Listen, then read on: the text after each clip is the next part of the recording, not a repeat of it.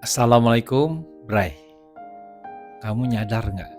Ternyata sumber masalah itu adalah keinginan. Ya, keinginan. Bila keinginanmu terpenuhi, bisa jadi sombong, atau akhirnya malah jadi bosan lalu merasa hampa. Masalah. Jika keinginan tak terpenuhi, bisa menimbulkan kecewa atau marah atau sedih, ya masalah juga. Keinginan itu sendiri seringkali menimbulkan efek samping, yaitu rasa khawatir atau takut. Yakni takut keinginannya tidak terwujud. Nah, mencapai keinginan dengan cara yang salah pun akan menimbulkan penyesalan atau rasa bersalah. Aduh, aku salah, kan begitu.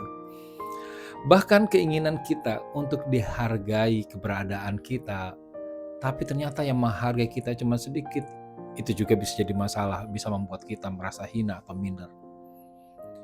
Kalau gitu, gak usah punya keinginan dong. Tapi tidak punya keinginan pun masalah. Karena orang yang tidak punya keinginan, itu tanda orang itu sedang apatis atau putus asa. Nah, artinya, baik keinginan ataupun ketidakinginan itu adalah sumber masalah, sumber penderitaan, sumber ketidaktenangan, sumber dari sumbatan-sumbatan di jiwa seseorang.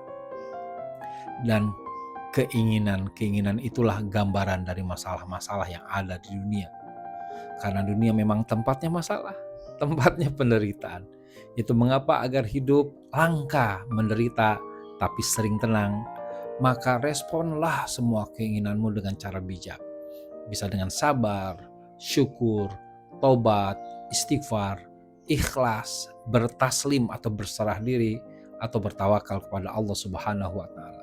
Misalkan, ketika keinginan baikmu tak terpenuhi, bersabar. Ketika keinginan baikmu terpenuhi, ya bersyukur. Tapi ketika keinginan burukmu terpenuhi, taubat dan beristighfarlah.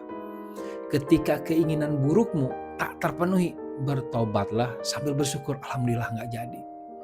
Ketika kamu punya keinginan yang buruk, beristighfar segera.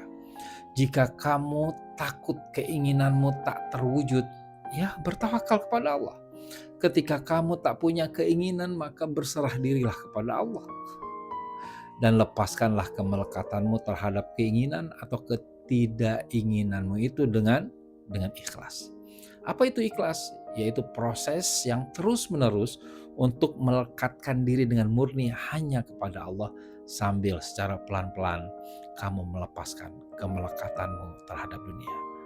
Ibrai, semoga kita semua punya keinginan ataupun tidak punya keinginan, kita bisa hanya melekat kepada Allah Subhanahu wa Ta'ala.